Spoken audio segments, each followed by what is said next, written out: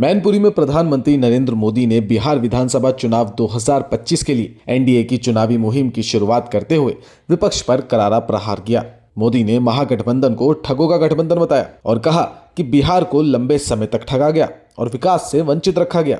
उन्होंने कहा कि बिहार ने जंगल राज झेला है, जहां अपराध, भ्रष्टाचार और परिवारवाद ने जनता की जिंदगी कठिन बना दी थी। प्रधानमंत्री मोदी के संबोधन के बाद यूपी सरकार के कैबिनेट मंत्री जयवीर सिंह ने मैनपुरी में कहा कि बिहार अब विकास के रास्ते पर चलेगा।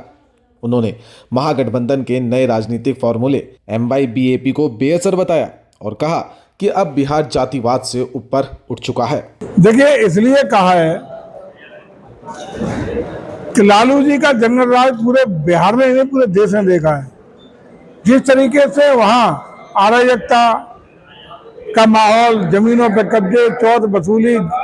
नौकरियों के नाम पर धन वसूली, नौकरियों के नाम पर जमीनों पर मामले को लेकर लालू जी सजा याफ्ता हैं। ऐसे लोग, ऐसे ठग बंधन जिसने बिहार के लोगों को ठगने का काम किया हो, उसकी याद दिलाने का काम हमारे नेताओं ने किया है। मंत्री जी, बिहार में MY फैक्टर बहुत प्रभावशाली रहता है। इस बार लालू ने नया दाव खेला, वहाँ पे MYBAP करके संगठन तैयार कर रहे हैं जिसके तहत चुनाव हुआ। क्या लगता है कितना प्रभाव डाल पाएंगे? देखिए, मुझे लगता है कि जातवाद से ऊपर उठ के राष्ट्रवाद चलेगा, जातवाद से ऊपर उठ करके विकासवाद चलेगा। राष्ट्रवाद, विकासवाद, लोगों को, वहाँ के नौजवानों को रोजी रोटी, संसाधन, विकसित भारत बनाने का संकल्प, वहाँ का मजबूत कानून का राज, इन चीजों को लेकर चलेगा। और ये जातवाद का जो प्रयास हो रहा है, निश्चित रूप से बिहार के लोग नकारेंगे, क्योंकि बिहार राजनीतिक रूप से बहुत ही संवेदनशील और अग्रणी प्रदेश रहा है और उसने हमेशा राष्ट्र को नई लीडरशिप देने में, नया भारत बनाने में एक संवेदनशील और जिम्मेदार राज्य की भूमिका निभाई है। इस बार भी वो एक जिम्मेदार राज्य के रूप में महती भूमिका निभाएगा और बिहार के विकास के लिए, कानून व्यवस्था के लिए आगे बढ़ाने वाली सरकार को, एनडीए को समर्थन दे करके आदरणीय मोदी जी के नेतृत्व को अपना विश्वास प्रकट करेगा। जातिगत राजनीति को लेकर मुख्यमंत्री योगी आदित्यनाथ ने एक बड़ा बयान दिया। उन्होंने कहा हमारे पूर्वज अंग्रेजों से ही नहीं लड़े,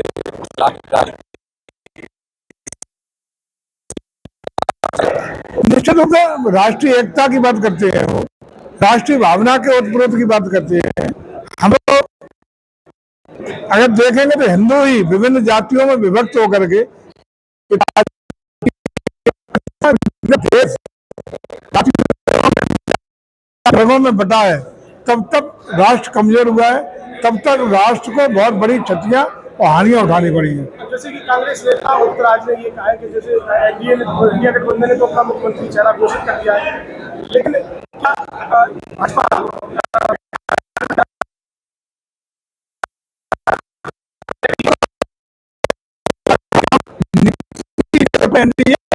बिहार का चुनाव लड़ रहा है? आदरणीय नीतीश जी के नेतृत्व में वहां का चुनाव लड़ रहा है।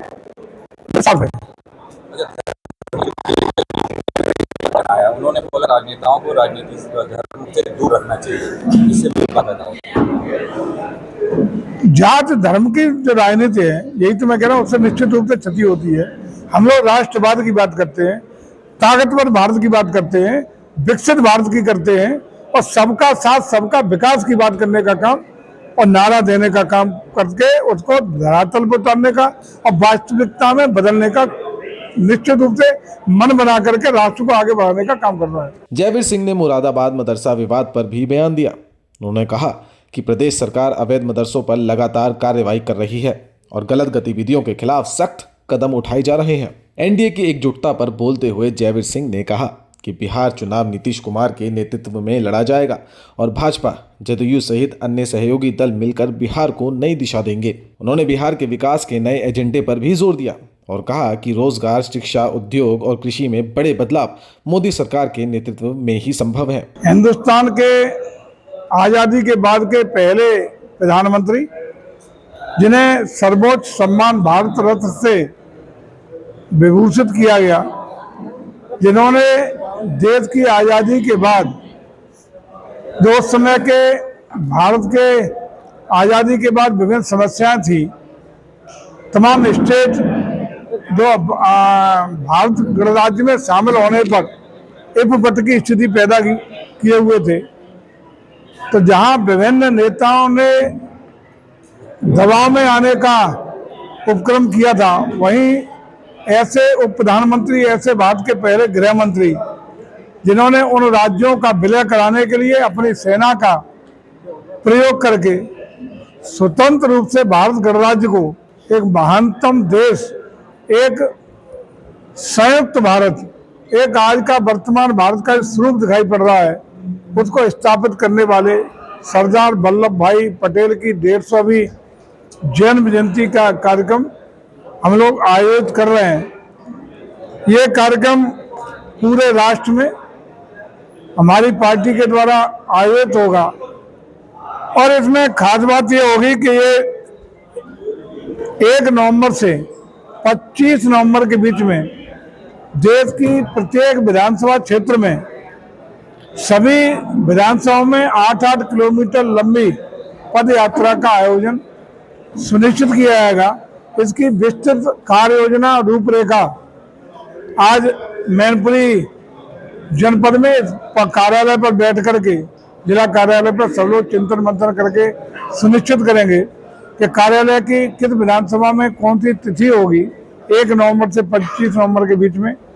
कहाँ से किस समय वो यात्रा शुरू होगी, कहाँ उसका बिगिनिंग पॉइंट होगा और कहाँ उसका लास्ट पॉइंट होगा, किन किन रूट को कवर करेगी, रूट, स्थान, समय और दायित्व निर्धारण, ये सारे एक एक कार्यकर्ता को जिम्मेदारी सौंपने का काम आज यहाँ किया जाएगा। लेकिन मैनपुरी में यह पद यात्रा सफलता पूर्वक सभी 4 विधानसभा क्षेत्र में संपन्न हो, 8 किलोमीटर की पद यात्रा हो, ज्यादा से ज्यादा एरिया के गांव, ज्यादा से ज्यादा कार्यकर्ता और हमारे लोग इन्वॉल्व हो सके और ज्यादा से ज्यादा क्षेत्र के लोगों की सहभागिता हो सके, इसका आज प्रयास करके इसकी रूपरेखा बनाने का काम होगा। लेकिन यही यहाँ से फिर प्रत्येक जिले से कुछ कार्यकर्ताओं का चयन होगा जो राष्ट्रीय स्तर पर होने वाले कार्यक्रम में, गुजरात में जहाँ स्टैच्यू ऑफ यूनिटी केवड़िया में स्थापित है, वहाँ के लिए 150 किलोमीटर की पदयात्रा, वो राष्ट्रीय स्तर की पदयात्रा होगी जो राष्ट्रीय स्तर पर नियोजित करने का काम हमारे पार्टी के द्वारा किया जाएगा। लेकिन प्रत्येक लोकसभा क्षेत्र से उस पदयात्रा में भी सहभागिता होगी, प्रतिनिधित्व होगा। इसके लिए अपने मैनपुरी से भी 5 लोगों को प्रतिनिधित्व देने का काम होगा। इस तरह ये यात्रा प्रत्येक विधानसभा से शुरू होगी 1 नवंबर से 25 नवंबर तक सभी विधानसभा कवर होंगी। उसके बाद राष्ट्रीय स्तर तक की ये यात्रा करने का काम होगा और साथ ही साथ हम लोग रोड यात्रा में ज्यादा से ज्यादा कार्यकर्ताओं को आम जन की सहभागिता हो सके, इसका प्रयास करेंगे और ऐसे व्यक्तित्व जिसे राष्ट्रीय एकता के लिए, भारत को एक सशक्त राष्ट्र बनाने में अपनी दृढ़ता दिखाई, जिन्होंने भारत को एक सांगठनिक ढांचा बनाने में, राष्ट्रवाद की मजबूत नींव स्थापित करने में महत्वपूर्ण भूमिका निर्वहन करने का काम किया है, ऐसे अपने लौह पुरुष सरदार वल्लभ भाई पटेल की स्मृति में एक बड़े आयोजन का मकसद ये है कि आज भारत की एकता के लिए, अखंडता के लिए, सशक्त करने के लिए, ताकतवर देश बनाने के लिए, विकसित देश बनाने के लिए,